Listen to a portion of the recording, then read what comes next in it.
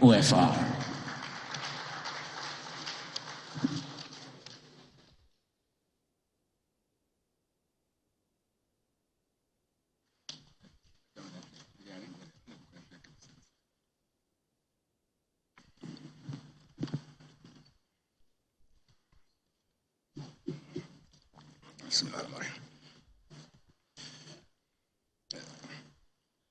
Let me avoid all protocols and to thank you for your time.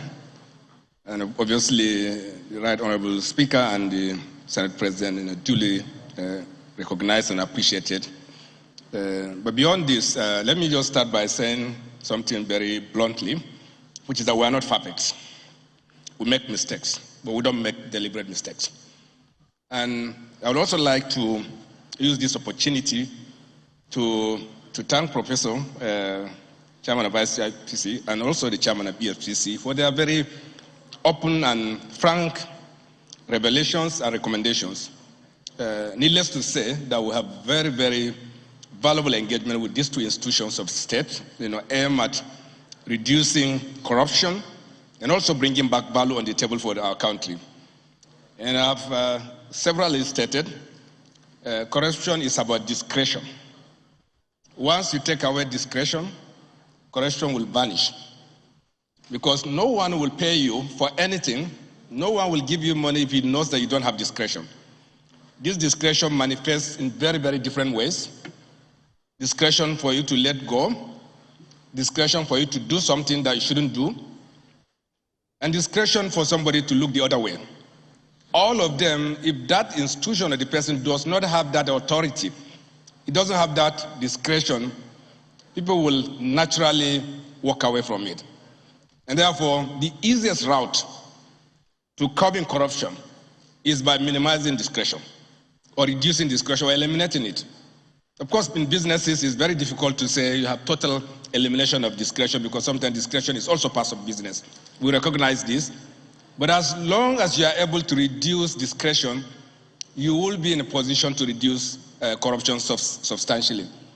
And the only way to do this is for you to be transparent and accountable to your shareholders, to your stakeholders, sharing data, sharing information that they ordinarily not be made public. And we can say this very confidently about the NNPC today. It's the only company in the world that publishes its monthly performance data. No company does it anywhere in the world. And not only that, NNPC didn't publish its audited financial statements for over 40 years of its operations. We don't want to lament. Why didn't we do it? That's just a lamentation. It's not useful. But we did publish our statement of account. 2018, 2019, 2020, and 2021. And by no means is a perfect document, but it did give us the opportunity to x-ray what we are doing, how we can improve our system and processes, which professors also referred to. And this is continuous improvement because without this level of transparency and accountability, you cannot get the results that you are getting.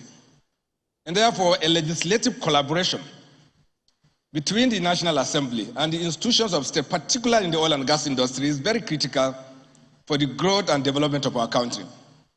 As I've been saying in very many different words and different ways, the energy sector or the oil and gas sector remains very critical to national development. There is no country that has developed without energy, anywhere in the world, particularly power. And you can't do this if you are not able to harness your resources or you are not able to consolidate the value that is there for the benefit of the people. And those people can be shareholders, can be generality of Nigerians. But more than anything, if you do not harness those resources equitably in a transparent manner, you cannot achieve those developments. And that's why it's important to see a situation where the energy sector becomes completely transparent and accountable, and by legislation, by the way. And let me congratulate the National Assembly for passing the Petroleum Industry Act, because the law was very clear about many things that we can no longer do. Transparency of your operations, licenses, and everything, including revenues, which my friend and brother Ogbonna has referred to, that you no longer can hold it back. now by legislation that there are things that you have to do, that not doing it becomes an infringement of the law and you can go to jail, and nobody wants to go to jail. And as we continue to improve on this, you will see that this industry will serve its purpose. Purpose is to provide energy today, provide energy also for tomorrow. But as you are doing this, you create the revenues. And I would like to also particularly refer to a few things Professor has brought up. I permit me, because of the time constraint, not to read my research, so we'll share this with the organizers. But needless to say that contract transparency is everything. And I have the privilege of being around a number of the contractual engagements, particularly around legislation, for many years to come. And without mentioning a company's name or a partner's name, I have been confronted 12 years ago that our law was written by a company. And this is how bad it can get, not just contracts, Professor, even laws can be written by business interests. And today, what we have on ground within our company and within the industry, I can speak actually generally about this, is that there is so much change that has taken place by legislation, by mere necessity of today, that many of the things, the infractions that we know today don't exist anymore. It's actually not possible to do. In NNPC today, we have passed through a delegation of authority and delegation of financial authority policy in the company. There are many things that can never come into contracts again. It's not possible anymore. Nobody can do it. So even if you are in a committee writing up a contract, you can't do it anymore because you no longer have the authority or the responsibility to do this. And that's why we are focused on making sure that systems and processes are automated, systems and processes respect policies, policies are clear, they respond to what best of practice that you can find anywhere in the world in such a manner that the officers doing it are simply delivery agents and they can change very few of the things that we see on the ground. And of course, no doubt, abilities need to be upgraded. Needless to say that we're not saying that we have all the skills that is required, and that is why we're doing a very ambitious program of skilling our workers so that they can catch up with the realities of today. But we have taken the first step, which is making sure the right policies, right processes are on ground so that those decisions can be made very, very easily. And I agree with Prof that confidentiality clauses in agreements is always a root cause of some of the challenges that we have. Sometimes very valid arguments can come forward and say, look, this is a commercial transaction, can we disclose this at this point in time? And what the industry has come to accept, including in the EITI platform, is that yes, some conversations may have commercial implication. If you disclose it the moment it is done, some people can take advantage. So can we have time frame within which you must disclose it? And the average timing, yes, correct me if I'm wrong, is that no contract should be private after 1 year. And that way, you can preserve the commercial interest, and at the same time, you're also able to make it known and to all stakeholders. And this company must act on behalf of its shareholder. The shareholder has the 200 million Nigeria, irrespective of what the next generation of conversation will be. The law provided that we can scale down the equity of the state in this company. Yes, it's a provision of the PIA, but today it is not so. And therefore, it's essentially a company owned by the public, and therefore, essentially a government company. But can government companies make profit? Yes, it is. It has happened. And I can share data with you, which is also in our published data statements of accounts. In 2018, we made loss of 803 billion naira. In 2019, we reduced the losses to 1.3 billion naira. By 2020, we made net profit of 287 million naira. By 2021, which we have published, we made a net profit of 687 billion naira. So it is possible to make profit. But is that the capacity of a company that has assets worth over $60 billion? No. The answer is no. Because people who have less capacity, less assets in their hands, are making stupendous profits. And that's also practical. And you can't do this also until you change your system and your processes. And we're on that trajectory, that we are doing things to make sure that this happens for our company. But we can do better than what we are doing today. And then dealing with multinational oil companies. the strength of any agreement is in the capacity of your team members who negotiate this contract. And this has been a Herculean task in the oil and gas industry, or the energy industry. Partners do take advantage of their partners. It does happen. But there's also a common rule in the oil and gas industry that when you take advantage of your partner, he will come to realize it years later and he will pay back at you. And companies are very, very conscious of this and very aware of this, and companies do take necessary steps to make sure that those don't happen. And for us, for every business like our own, is to make sure that you have systems and processes that enable your team members not to do certain things. Governance that is in multiple levels, such a way that the team member himself cannot make those commitments, and there are various levels of governance that is there in the system today now. And because we are now a commercial company boarded by the rules of the company and allied matters, there are things you cannot do anymore. And therefore, every level of authority has what they know what they can do, and they know what they can't do. And those controls probably were not very, very obvious in the past, and that has taken care of some of this. And the issue around crude oil theft, I think it's very important to respond to it this moment, is that the scale that we saw and we discovered clearly, and the best of, I don't know how best to put it, is that not anticipated, not expected, not thought of, and we didn't know that this is happening. This is reality, but the scale is enormous. You have seen pipelines taken from our main trunk lines into abandoned platforms in which people come to steal oil. You have seen the thousands of illegal refineries that we have taken down in the last 4 to 5 months. We have seen connection in a 200-kilometer line. You have up to 295 connections, illegal connection to your pipelines. And many of them have been there for years.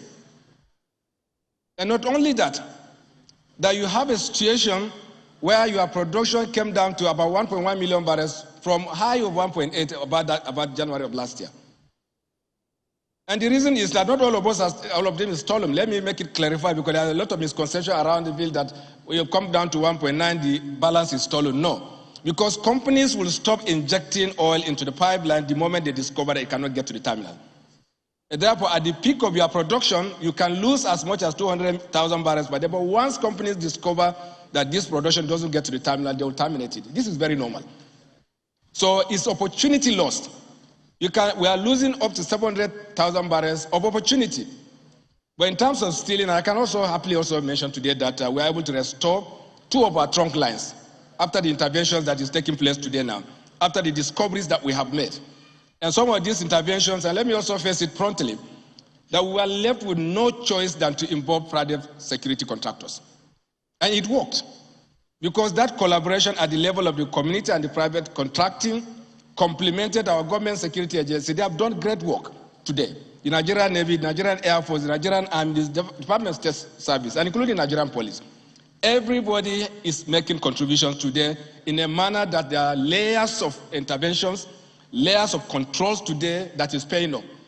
And I can tell you that, and I also need to respond to this clearly. In the public space, say, oh, how much money are you spending on this private contractor? See, everything we are doing is no more than a day's production. And you have lost 4 to 5 months of production. It means nothing in this industry if you can recover your production from just a day's cost. And this is really what has happened. And we're very happy that this partnership has worked, and we'll continue to improve on it. By no means is that normal, absolutely not. Non-state actors helping the state in sorting out problems, not common to Nigeria, not something that is unusual. It does happen, but it has worked for us. And lastly, without mincing words, to say that this industry is in a threshold of a change. It's a massive change, very expensive, personal cost to many people, including myself.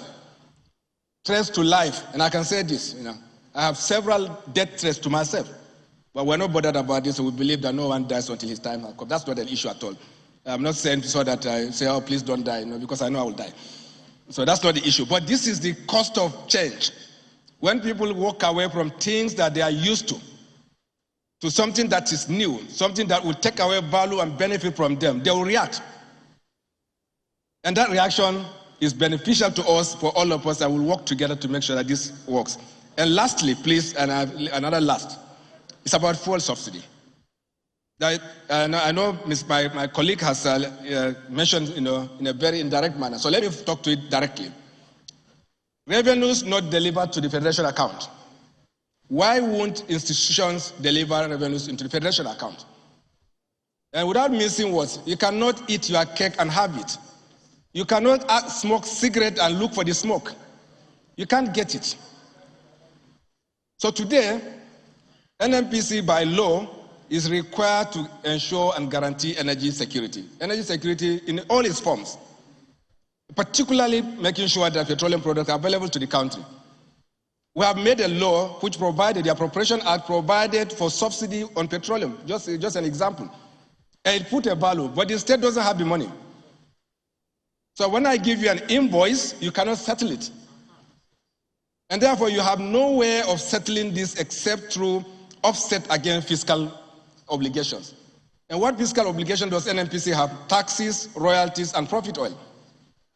And therefore, you cannot deliver this fiscal obligation and also be able to import product and sell at sub-market price.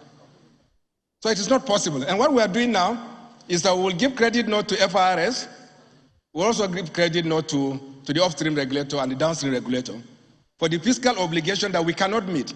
And also submit a debit note to the Ministry of Finance so that they will settle us. So ultimately, you are accountable for it, and I have asked for this, that we are open to an open forensic audit of everything we are doing, and we are inviting it so that the Nigerians will know what we are doing. But it is not possible for you to buy fuel at 170, 165 naira when your actual cost is far, far away, thrice that value. For instance, let me also make it clear so that we also understand what exactly this subsidy means. It's very important for us to appreciate this. And I'm happy that the head of operations of the EFCC was the head of extractive in the EFCC before. And we also call the chairman of the EFCC petroleum minister, not for anything, because of his knowledge of the operations of the petroleum industry. Today, when PMS comes into this country, we transfer to the marketers at 113 naira, is that right, CFO? 113 naira for us to realize 165 at the pump. So you must sell to them at 113 naira to be able to deliver at 165 at the pump. This is the reality. So that means whatever is the cost, anything after that value is subsidy. So somebody has to pay for it. And just imagine, and this is very simple, you all have phones, just Google and see the current market value of petroleum. It's there, everybody has a phone here. Look at the Platts quotation for PMS. You will see that there is no way today that you can land a liter of fuel, PMS, to the pumps, even at the 419 or 445 naira exchange rate at less than 400 naira to the liter. So it's not possible. So every difference between 113 and that value is subsidy. That means in some instances, you may be subsidizing up to 290 to a liter. And with this regime, it is impossible for you to avoid all the wrong things that are happening. Round tripping, cross-border smuggling, document forgery. Anywhere you have arbitrage, and you'll agree with me, anywhere you have arbitrage, you will have these issues. And as long as arbitrage is there, you will continue to have these challenges. So you cannot hold NNPC accountable for it. Because it's a value chain that involves everything and everybody. And the only way you can resolve this, yes, of course, price it at market. But we also understand that you cannot price it at market today because of the obvious socio-economic impact of the pricing of PMS. We understand this very perfectly. And every country is doing something about it. I know some of you may be aware that some countries, even in Europe, are today afraid of what will happen in December because of high energy costs. This is reality. Some developed countries have actually taken out taxes on PMS, on petroleum, so that they can bring down the cost. It's just another word for subsidy. No matter how they call it, it's subsidy. Introducing subsidy in different. So countries are doing something to bring down the cost of energy. This is our choice, and of course, in today's reality, this is really what we are dealing with. And therefore, delivery of value to the federation account, and by law also today, the NNPC Limited will no longer be required to go to FAC. And the reason is very simple. It is expected to pay taxes and pay royalties and pay dividends. And therefore, this common compensation you are seeing in the media, NNPC has not gone to FAC since January. You know, it's really a misplaced expectation because our value should go to the tax authority and to the royalty collection authority, the commission. And therefore, Nigerians must get used to seeing NNPC of those transactions. Is this something that today we can do today? Absolutely not, because of one single issue, because we are not able to meet our fiscal obligations of tax and royalty because of the stark realities of the subsidy regime. And having said this, I would like to thank you all for your time. We will continue to collaborate with the National Assembly and all other stakeholders to bring in more transparency and to own up when we do wrong and correct it, and we take all the correction that is necessary. Thank you very much.